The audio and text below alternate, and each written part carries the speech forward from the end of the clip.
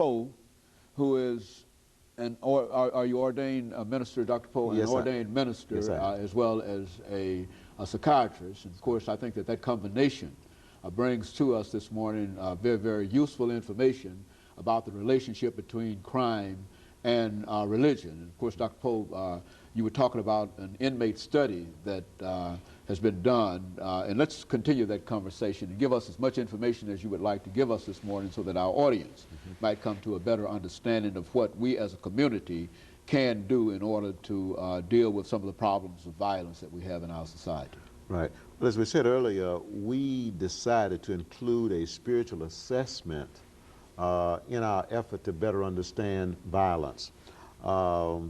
And in addition, we did a sociological, psychological evaluation. We did psychological testing, and we also did a psychiatric evaluation.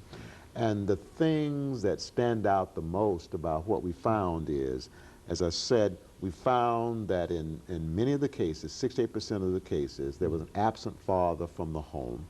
And a small percentage of the cases, there was a hostile relationship between the father and the male child. And in some few cases, there was a hostile relationship between the male child, and the mom. But overall, we found that these families were essentially environments of hostility and rejection. Okay? And what we think is, based on our research, that this gave rise to a feeling on the part of the young male: I'm no good, nobody cares about me, I'm worthless, I'm inferior, and since nobody cares about me, I don't care about myself. But in addition to that, it caused these young men to feel, or to make the decision that I'm going to do what I want to do. I'm going to get what I want, even if it involves mistreating and hurting other people. And as I said, 70% of these men believe that getting revenge was a way you deal with situations where somebody offends you or hurts you. And I think it's interesting because of the 30% of the men who said, you know, before I became involved in religion, before I began to pray and before I began to worship, and they were able to attend worship service while in jail, I used to believe in trying to get even when somebody offended me, but now I try to handle it in some other way. So you can see that a faith in God, the effort to try to live a life pleasing to God, has a controlling effect on that urge to get even. It's hard to have an active faith in God and to believe in revenge at the same time.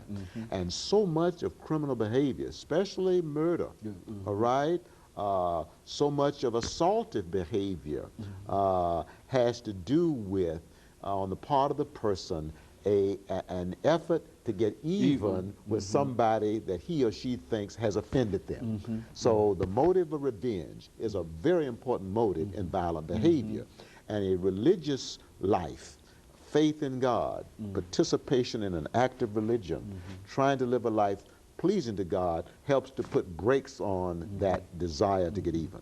Now, with all of this information that we have available, and the earnest belief that things can be changed, that these young people or these people who are incarcerated can be changed if they have a different perspective, what are some of the things that can be done in society, in some more concrete things? I think that in a philosophical kind of way that you've mentioned several things that are important, but from not a philosophical method, but from a practical point of view, what can we do as a society to increase the self-esteem of these individuals, to break down this pattern of violence, and et cetera?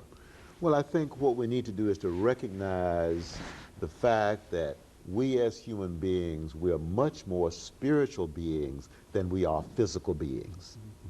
And we're much more spiritual beings than we are psychological beings. And so with that in mind, if we're going to try to help people make lasting changes in terms of the way they believe and in terms of the way they behave, we're going to have to begin to call upon our spiritual resources. We need to develop counseling strategies that are essentially spirituality based. We need to develop psychotherapy strategies that are spirituality based.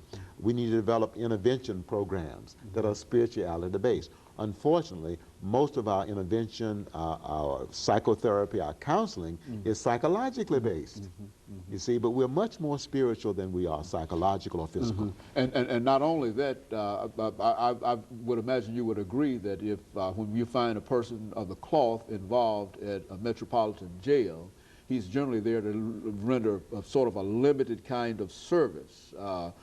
Perhaps to pray for an inmate, to bury somebody, and et cetera. But what you're talking about is opening up that chaplaincy of the various jails throughout this nation, and to bring into that particular environment some of the things that you're talking about. Is that what you're doing? I think we need in the correctional system, and by the way, I've been involved in prison ministry and am involved in the Turney Center in West Tennessee and only Tennessee, and we go down there twice a month. I think what we need in our correctional system is a spirituality-based counseling or a spirituality-based psychotherapy.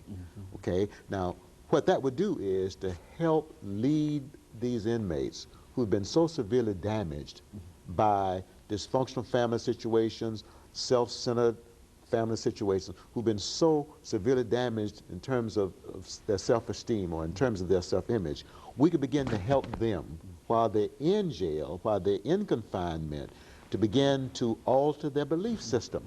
Because we've discovered that the core of a criminal belief system, or the core of an antisocial belief system, is the belief that I have a right to have my own way. And see, a religious belief system opposes that. The religious belief system says God has, and only God has, the right to have his own way. Okay? All right. So then we need spirituality-based counseling, spirituality-based psychotherapy available to the inmates while they're in jail so they can begin to alter their self-centered belief system. Okay? Then we need the same kind of a counseling available once they get out as a follow-up. Because we've found that oftentimes the guys turn to God while they're in prison, but then when they get out, they meet a cold, fearful community, all right, and there's almost no follow-up, and oftentimes they go back into that criminal lifestyle. Dr. Poe, let me take this short commercial break, and we'll be back with our audience following this break to continue our conversation.